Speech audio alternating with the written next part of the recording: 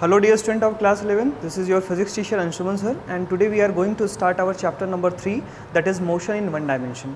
We already completed our two chapters, that is physical world and unit and measured, and these two chapters are too important, so kindly before watching this video you go through the playlist and watch the videos of the chapter 1 and 2 and then come on that. Okay, I already share a PDF of the mathematical formula in your group, so you are suggested that you just write all the important formula in your notebook. So today we start the chapter number 3, that is the motion one dimension. So let me start. So our chapter name is, that is chapter number 3, motion in one dimension or motion in straight line. Okay. So before starting this chapter, let me discuss some basic concept about what is the motion and what is the rest and what is the how we define the position of an object. So हम लोग यहाँ पर सबसे पहले ये समझते हैं कि अगर आपके पास कोई पार्टिकल है, राइट, और अ बॉडी. तो सबसे पहले हम एक बेसिक सा डिफरेंस समझ लेते हैं कि पार्टिकल और बॉडी में क्या डिफरेंस होता है. तो किसी भी मैटर कोई भी मैटर जो होता है वो छोटे छोटे पार्टिकल से मिलकर बना हुआ होता है. तो किसी भी मैटर का जो सबसे कॉन्स्टिट्यूएंट फ्रैगमेंट होता है, सबसे कॉन्स्टिट्यूएंट फ्रैगमेंट होता है, उसे आप क्या कहते हैं? पार्टिकल कहते हैं. तो इसमें से जो एक कॉन्स्टिट्यूएंट फ्रैगमेंट होगा इसे आप क्या कहोगे? पार्टिकल कहोगे. This is known as the particle. But whereas when we talking about the body, then this all system of particles make a body. ये सभी के सभी सिस्टम जो है, ये पूरे के पूरे जो पार्टिकल्स हैं, ये सब मिल करके क्या करते हैं? एक बॉडी फॉर्म करते हैं. So it is known as the body. So जब भी मैं पार्टिकल या बॉडी की बात करूँ तो आप इस बात को बिल्कुल से आपको क्लियर आपके माइंड में हो कि पार्टिकल का मतलब क्या होता है और बॉडी का मतलब क्या होता है. सो a individual fragment of a matter is known as the particle, whereas when we talking about the body, then it is the system of particles. अब एक से ज़्यादा पार्टिकल आपस में मिले हुए होते हैं, उसे मैं बॉडी कहता हूँ. ठीक है. सो हम यहाँ पर इन दोनों वर्ड्स का यूज़ हम बार बार करेंगे, तो इसलिए इन दोनों के बारे में आपको थोड़ी सी नॉलेज होनी चाहिए. ठीक है. तो अब हम बात करते हैं कि किसी भी बॉडी की क्या क्या पोजीशंस हो सकती हैं. ऑलरेडी आप इसके बारे में जानते हैं. तो कोई भी जो एक बॉडी होती है या एक पार्टिकल होता है, इसकी दो पोजीशन हो सकती हैं. या तो वो बॉडी रेस्ट में होगी या तो क्या होगी? स्टेट ऑफ मोशन में होगी. ठीक है. तो किसी भी बॉडी की दो लोकेशन हो सकती हैं, दो ओरिएंटेशंस हो सकते हैं, दो सिचुएशंस हो सकती हैं. या तो वो बॉडी रेस्ट कंडीशन में होगी या तो वो बॉडी क्या होगी? जो है मोशन कंडीशन में होगी. सो हम कैसे ये डिफ़ाइन करेंगे कि बॉडी रेस्ट में है या मोशन में है? तो इसको बताने के लिए हम क्या करते हैं, कुछ बेसिक चीज़ों को समझते हैं. और वो बेसिक चीज़ें क्या हैं? तो सबसे पहले हमें जो फैक्ट समझना है वो है position. This is first we have to understand about the position, कि पोजीशन क्या होता है, किसी भी बॉडी की लोकेशन कैसे डिफाइन करेंगे या पोजीशन को हम कैसे डिफाइन करेंगे. What is the meaning of position. After that we are going to discuss what is the meaning of frame of reference. Right. Second thing what we discuss that is the frame of reference. हम लोग जो है यहाँ पर frame of reference की बात करेंगे कि फ्रेम ऑफ रेफरेंस क्या होता है और फ्रेम ऑफ रेफरेंस से किस तरह से आप किसी भी बॉडी की लोकेशन को क्या कर सकते हैं? आइडेंटिफाई कर सकते हैं. इसमें एक बहुत और इंपॉर्टेंट चीज़ है, यहाँ पे एक इंडिपेंडेंट क्वांटिटी की और हम बात करेंगे जिसे हम कहते हैं time. So time is a quantity which is independent, और इसी के बेसिस पे हम लोग जो है डिफाइन करेंगे कि बॉडी रेस्ट में कब होगी या बॉडी मोशन में कब होगी. सो हम जल्दी से देख लेते हैं कि पोजीशन, फ्रेम ऑफ रेफरेंस और टाइम ये चीज़ें क्या होती हैं या ये टॉपिक्स क्या हैं, इनके बारे में थोड़ा सा डिस्कस करते हैं. उसके बाद हम लोग आते हैं कि बॉडी की लोकेशन पे स्टेट को कैसे डिफाइन करोगे और रेस्ट को कैसे डिफाइन करोगे. ओके. सो सबसे पहले हम बात करते हैं फ्रेम ऑफ रेफरेंस की, है ना. What is the meaning of frame of reference? Right. Frame of reference. तो मैंने बेटा आपको बताया होगा कि जब भी हम किसी चीज़ को मेज़र करते हैं, बेसिकली फिजिक्स में हम लोग मेज़रमेंट का काम करते हैं, और जब भी किसी चीज़ को मेज़र करते हैं तो we have to need a reference. अगर हमें किसी चीज़ को मेज़र करना है तो हमें क्या करना है? हमें रेफरेंस चूज़ करना है. जैसे मैं एक छोटा सा एग्जांपल आपको देके समझाऊं. अगर मैं आपसे कहूँ कि भाई यहाँ से कानपुर की डिस्टेंस कितनी है, तो आप कहोगे सर, तो आपका सबसे पहला क्वेश्चन होगा कि सर आप कहाँ से पूछ रहे हैं, है ना, किस पॉइंट से पूछ रहे हैं. तो अगर मुझे एक मेजरमेंट लेना है तो मुझे एक रेफरेंस पॉइंट चाहिए और उस रेफरेंस पॉइंट से ही मैं उसका मेजरमेंट करूंगा. ठीक है. तो मैंने आपसे कहा कि आपका जो एरिया है, आप औरैया सिटी से बिलोंग करते हैं, तो औरैया से कानपुर की कितनी डिस्टेंस है? तो आप बताओगे सर ये कानपुर से औरैया की डिस्टेंस जो है अबाउट 100 किलोमीटर है. राइट. तो इस तरह से आपको एक रेफरेंस पॉइंट देना पड़ेगा, तब आप मेजरमेंट कर सकते हो. या मैं आपसे कहूँ कि आपके स्कूल से आपके घर की डिस्टेंस कितनी है, तो मैंने आपको रेफरेंस दिया कि आपके घर से और स्कूल की डिस्टेंस कितनी है. अब मैं आपसे कहूँ कि स्कूल की डिस्टेंस कितनी है, तो आप कहेंगे सर कहाँ कहाँ से बताएं आपको। तो जब भी हम किसी भी बॉडी की पोजीशन को आइडेंटिफाई करते हैं तो हमें एक फ्रेम चूज़ करना पड़ता है, एक रेफरेंस चूज़ करना पड़ता है।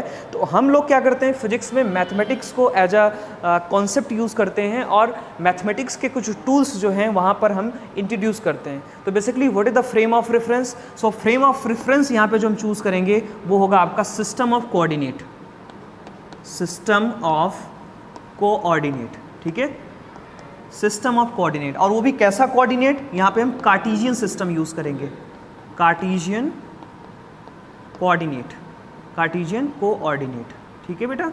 तो यहाँ पे हम क्या करेंगे, कार्टेशियन कोऑर्डिनेट की बात करेंगे। कार्टेशियन कोऑर्डिनेट का मतलब कि आपके पास 3 एक्सिसेस होंगी, X axis, Y axis, Z axis. और ये एक्सिसेस को आप एक्स एक्सिस मान लीजिए, वाई एक्सिस मान लीजिए और जेड एक्सिस मान लीजिए। और ये जो इसका पॉइंट है इसे आप ओरिजिन पॉइंट मान लीजिए या इसको आप रेफरेंस पॉइंट मान लीजिए। अब जब भी कोई भी मेजरमेंट आपको करना होगा, any measurement when you have to do that, we just assume a frame of reference.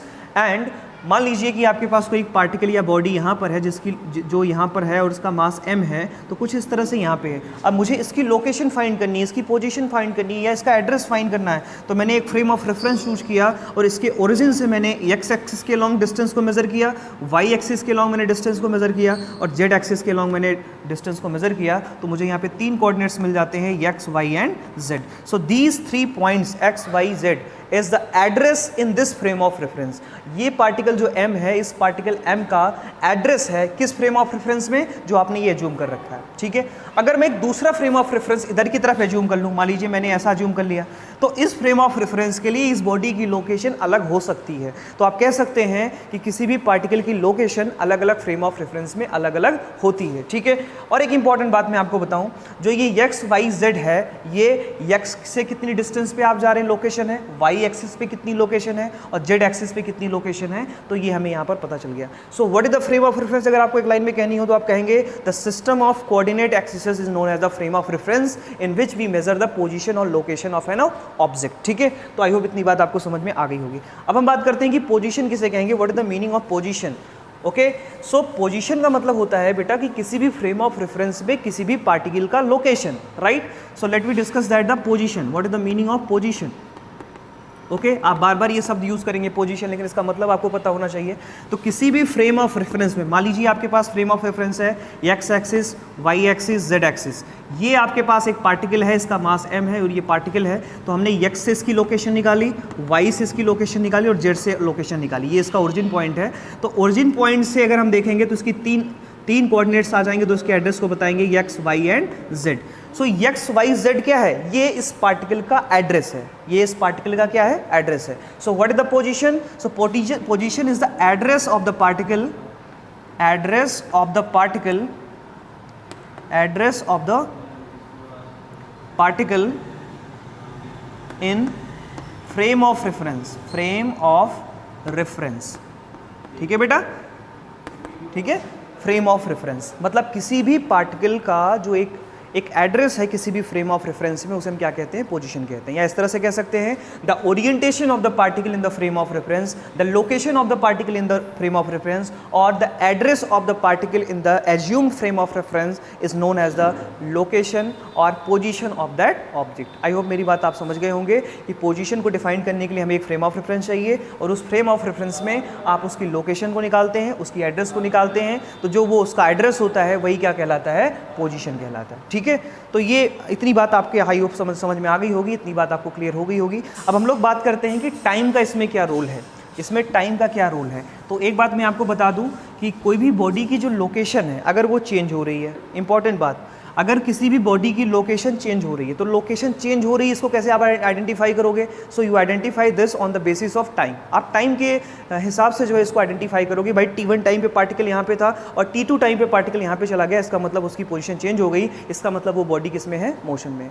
एक इंपॉर्टेंट बात कि टाइम जो है वो इंडिपेंडेंट क्वांटिटी है, वो किसी भी फिजिकल क्वांटिटी पे और किसी फिजिकल क्वांटिटी पे डिपेंड नहीं करता है, वो एक इंडिपेंडेंट क्वांटिटी है। इसलिए टाइम को एज अ रेफरेंस हम क्या कर सकते हैं? यूज में ला सकते हैं, ठीक है। सो हम यहाँ पे एक इंडिपेंडेंट क्वांटिटी चूज करेंगे टाइम, और अगर टाइम के रिस्ट्रिक्ट में किसी भी बॉडी की लोकेशन चेंज हो रही है तो मैं कह सकता हूँ कि अगर आपके पास कोई एक बॉडी है और इस बॉडी की पोजीशंस हैं, एक है आपका मोशन और एक है आपका रेस्ट, ठीक है बेटा। तो अगर मैं रेस्ट के लिए पोजीशन और टाइम के बीच में ग्राफ बनाओ, पोजीशन और टाइम के बीच में ग्राफ बनाओ, या मान लेते हैं कि ये आपके पास फ्रेम ऑफ रेफरेंस है, ये एक्स एक्सिस है, ये वाई एक्सिस है और ये जेड एक्सिस है। इसमें कोई पार्टिकल यहाँ पर है और इसका कोऑर्डिनेट x1 y1 t1 है, और सॉरी x1 या x y और z है एट टाइम t1, ठीक है। किसी टाइम t1 पे इस पार्टिकल का जो एड्रेस है वो कितना है, x y z है। थोड़ी देर के बाद हम देखते हैं कि टाइम t2 हो गया, टाइम चेंज हो गया, लेकिन इसका लोकेशन वही का वही बना रहता है, मतलब x y z ही क्या है, उसका लोकेशन बना हुआ है। तो टाइम के साथ इसका एड्रेस चेंज नहीं हो रहा है, इसका पोजीशन चेंज नहीं हो रहा है। इसका मतलब हम क्या कहेंगे, इसका मतलब हम कहेंगे कि ये बॉडी किस में है, किस कंडीशन में है, ये रेस्ट कंडीशन में है। अब दूसरी सिचुएशन देखिए कि हम किसी भी बॉडी को मोशन में कब कहेंगे। तो मोशन के लिए हम देखते हैं कि हमारे पास एक फ्रेम ऑफ रेफरेंस है। मान लीजिए मैं इसको रेज करके अच्छे से बनाता हूँ कि मान लीजिए आपके पास कोई एक पार्टिकल है जो यहाँ पर है, और ये पार्टिकल की पोजीशन P1 है, इसके कोऑर्डिनेट है x1 y1 z1 और t1, राइट। यहाँ पे एक मैं चौथा कोऑर्डिनेट, इंडिपेंडेंट कोऑर्डिनेट इंट्रोड्यूस कर रहा हूँ जिसे मैं t1 कह रहा हूँ, ठीक है। अब इसकी लोकेशन किसी एक फ्रेम ऑफ रेफरेंस में है, यहाँ से आपने ये और ये, ठीक है। तो ये x एक्सिस, ये y एक्सिस और z एक्सिस। तो इस पार्टिकल की जो लोकेशन इस फ्रेम ऑफ रेफरेंस में है वो क्या है, P1 है, x1 y1 z1 and t1। कुछ समय के बाद हम लोग देखते हैं कि ये पार्टिकल मूव करते करते कहाँ पे आ गया, यहाँ पे आ गया। तो मूव करते करते जब यहाँ पे आ गया तो इसका लोकेशन P2 हो गया और इसके कोऑर्डिनेट्स चेंज हो जाएंगे, क्योंकि जब x से डिस्टेंस लोगे, y से डिस्टेंस लोगे और z से डिस्टेंस आप मेजर करोगे तो उसकी वैल्यूज अलग अलग आएंगी, x2, y2 और z2, और यहाँ पे टाइम क्या हो गया, t2 हो गया। तो आप देख रहे हैं टाइम के साथ इसके कोऑर्डिनेट्स भी चेंज हो रहे हैं, टाइम के साथ इसके कोऑर्डिनेट भी चेंज हो रहे हैं। इसका मतलब आप कह सकते हैं कि this particle is moving, this particle is changing its position, so this is why this particle is said to be in motion, said to be in state of motion. तो वो पार्टिकल कैसा कैसा कहलाएगा, वो मोशन की स्थिति में कहलाएगा। तो अब ये बात आपके समझ में आ गई होगी कि मोशन क्या होता है और रेस्ट क्या होता है। अब हम थोड़ा सा और बेसिक बात करेंगे कि कब कोई बॉडी जो है 1 डायमेंशनल मोशन करेगी, कब कोई बॉडी जो है 2 डायमेंशनल मोशन करेगी, या कब बॉडी जो है वो 3 डायमेंशनल मोशन करेगी। तो यहाँ पे हम बेसिकली टाइप ऑफ मोशन की बात करेंगे आगे। तो हमारा जो बेसिक कॉन्सेप्ट है वो क्या है, मोशन, और मोशन को लेकर के ही हम आगे चलेंगे। तो मोशन को भी हम क्या कर सकते हैं, कुछ इस तरह से क्लासिफाइड कर सकते हैं, that is motion straight line, या ये तो एग्जांपल्स हो गए। मोशन को हम क्या करते हैं, 3 तरीके से डिवाइड कर सकते हैं, 1D motion, 2D motion and 3D motion. 1D का मतलब क्या हुआ, 1 डायमेंशनल मोशन, 2D का मतलब क्या हुआ, 2 डायमेंशनल मोशन, और 3D मोशन का मतलब हुआ 3 डायमेंशनल मोशन। इसका मतलब क्या है, ये थोड़ा सा आपको समझना है, मतलब इंपॉर्टेंट है यहाँ पर। तो आप मान लीजिए कोई एक पार्टिकल है, मान लीजिए ये कोई पार्टिकल है, इसकी लोकेशन P1 है और उसके कोऑर्डिनेट है x1, देखिए ध्यान से समझिएगा, x, y और z, ये कोऑर्डिनेट है पॉइंट T1। क्योंकि मोशन में है तो ये तो अपने लोकेशन को चेंज करेगा ही। तो एक फ्रेम ऑफ रेफरेंस में इसकी रीडिंग्स हैं, आप ध्यान से समझिएगा, ये फ्रेम ऑफ रेफरेंस की रीडिंग है, ये फ्रेम ऑफ रेफरेंस है और ये इसकी क्या है, रीडिंग है। और यहाँ से इसकी लोकेशन जो थी x1 y1 z1 या x y z आप मान सकते हैं एट टाइम t1। कुछ समय के बाद, कुछ समय के पश्चात हम देखते हैं कि इसने अपनी पोजीशन को चेंज कर दिया और ये पार्टिकल कहाँ पे आ गया, यहाँ पर आ गया। कहाँ पे आ गया बेटा, यहाँ पे आ गया, ठीक है। तो यहाँ पे जब आया तो इसके कोऑर्डिनेट्स की पोजीशन P2 हो गई। इसके कोऑर्डिनेट्स क्या हैं, अब इसके कोऑर्डिनेट्स चेंज हो गए, जो x था वो x डैश बन गया और y और z क्या है, वो सेम है, y z क्या है, सेम है, टाइम आपका T2 हो गया, ठीक है। मेरी बात ध्यान से समझिएगा, यहाँ पे केवल एक कोऑर्डिनेट क्या हो रहा है, चेंज हो रहा है। यहाँ पर क्या हो रहा है, केवल और केवल एक कोऑर्डिनेट में वेरिएशन हो रहा है, बाकी के 2 कोऑर्डिनेट क्या है, सेम है। देखिए वाई जेड यहाँ पर भी है, वाई जेड यहाँ पर भी है, यहाँ पर केवल एक ही डायमेंशन इसकी चेंज हो रही है, जो यहाँ पे x था वो क्या हो गया, x डैश हो गया। तो अगर ऐसा होता है कि मोशन की ड्यूरिंग अगर किसी भी बॉडी की लोकेशन में सिर्फ एक एक्सिस चेंज हो रही है या केवल एक डायमेंशन चेंज हो रहा है, तो ऐसे मोशन को हम क्या कहते हैं, 1 डायमेंशनल मोशन कहते हैं। जैसे एक छोटा सा एग्जांपल मैं आपको दिखाऊं कि ये अगर आपके पास फ्रेम ऑफ रेफरेंस है और इस फ्रेम ऑफ रेफरेंस में कोई पार्टिकल जो है वो स्ट्रेट लाइन में मूव कर रहा है। जैसे मान लीजिए कोई एक पार्टिकल था, पहले यहाँ था, अब ये यहाँ पे आ गया, तो देखो इसके कौन से कोऑर्डिनेट चेंज हो रहे हैं, ये x कोऑर्डिनेट है, ये y कोऑर्डिनेट है, ये z कोऑर्डिनेट है। तो y और z कोऑर्डिनेट तो कांस्टेंट है, लेकिन x कोऑर्डिनेट क्या हो रहा है, चेंज हो रहा है। तो केवल इसका एक डायमेंशन वेरी कर रहा है, 1 डायमेंशन इसका वेरी कर रहा है, इसलिए इस तरह के मोशन को हम क्या कहते हैं, 1 डायमेंशनल मोशन कहते हैं। और इसका एग्जाम्पल क्या होगा, straight line motion, straight line motion. ठीक है, अगर कोई बॉडी स्ट्रेट लाइन में मोशन कर रही है या लीनियर मोशन कर रही है तो उसे हम स्ट्रेट लाइन मोशन कहते हैं, या वन डायमेंशनल मोशन कहते हैं, या कोलिनियर मोशन भी कहते हैं। ठीक है, अब इसी तरीके से हम टू डायमेंशनल मोशन को डिफाइन कर सकते हैं कि अगर कोई पार्टिकल ऐसा है जो कुछ इस तरह से मूव कर रहा है कि इसमें एक्स कोऑर्डिनेट भी चेंज हो रहा है और वाई कोऑर्डिनेट भी चेंज हो रहा है, मतलब इसमें कुल टोटल 2 कोऑर्डिनेट क्या हो रहे हैं, चेंज हो रहे हैं। तो हम देखते हैं कि ये पार्टिकल कि मान लीजिए कोई एक बॉडी है और वो सर्कुलर पाथ पे मूव करने लगा इस तरह से। आप देखिए यहाँ पे इसकी लोकेशन कुछ और होगी, यहाँ पे पहुंचेगा तो लोकेशन कुछ और होगी, यहाँ पे पहुंचेगा तो इसकी लोकेशन कुछ और होगी। तो लगातार इसमें 2 कोऑर्डिनेट्स चेंज हो रहे हैं, एक्स कोऑर्डिनेट और वाई कोऑर्डिनेट्स दोनों चेंज हो रहे हैं। तो ऐसी सिचुएशन में, और जेड क्या है, जेड कांस्टेंट है, जेड चेंज नहीं हो रहा है, तो ऐसी सिचुएशन में इस तरह के मोशन को हम क्या कहेंगे, टू डायमेंशनल मोशन कहेंगे। और इसके एग्जांपल्स क्या क्या है, इसके एग्जांपल है circular motion, rotational motion and जो है प्रोजेक्टाइल मोशन। ये 3 एग्जांपल्स जो हैं आपके बुक में दिए हुए हैं, तो हमें क्या करना है, इसको पढ़ना है। अब जो है 3 डायमेंशन में मान लीजिए कोई एक बर्ड है जो स्पेस में उड़ रही है, तो अब उसकी लोकेशन आपको फाइंड करनी है, तो आपको तीनों कोऑर्डिनेट्स की जरूरत पड़ेगी। उसके तीनों कोऑर्डिनेट्स चेंज हो रहे हैं, एक्स चेंज हो रहा है, वाई चेंज हो रहा है, जेड चेंज हो रहा है। तो ऐसी सिचुएशन में जो है इसको हम क्या कहेंगे, 3 डायमेंशनल मोशन कहेंगे, जो कि स्पेस में क्या हो रहा है, अकर हो रहा है। ठीक है, तो 1 dimensional motion, 2 dimensional motion and 3 dimensional motion. आपके इस चैप्टर में आपको क्या करना है, 1 डायमेंशनल मोशन के बारे में ही क्या करना है, डिस्कस आउट करना है। ठीक है, सो डियर स्टूडेंट्स, आज के लेक्चर में हम इतना ही डिस्कस करेंगे। मैंने आज आपको काफ़ी सारे कॉन्सेप्ट समझाने की कोशिश की है, एक बेस बनाने की कोशिश की है, ताकि आगे की बात आपके समझ में आ जाए। हमने इस चैप्टर के बारे में डिस्कस किया कि इसको हम मोशन इन 1 डायमेंशन क्यों कहते हैं, या मोशन इन स्ट्रेट लाइन क्यों कहते हैं। मोशन इन स्ट्रेट लाइन का मतलब कि एक ऐसा पार्टिकल जो स्ट्रेट लाइन के लॉन्ग ट्रेवल कर रहा है, और अगर वो स्ट्रेट लाइन के लॉन्ग ट्रेवल कर रहा है तो उसमें केवल एक ही कोऑर्डिनेट चेंज होगा। इस वजह से स्ट्रेट लाइन मोशन को हम लीनियर मोशन या 1 डायमेंशनल मोशन कहते हैं। पोजीशन क्या होता है, फ्रेम ऑफ रेफरेंस क्या होता है, ये सारी बेसिक बातें आज वाली क्लास में की है। सो डियर स्टूडेंट्स, हम लोग अगली क्लास में मिलते हैं और आगे की बात हम लोग करेंगे पैरामीटर्स ऑफ द मोशन, जिसमें हम डिफरेंट पैरामीटर्स की बात करेंगे। तो आज के लिए इतना ही, थैंक यू सो मच।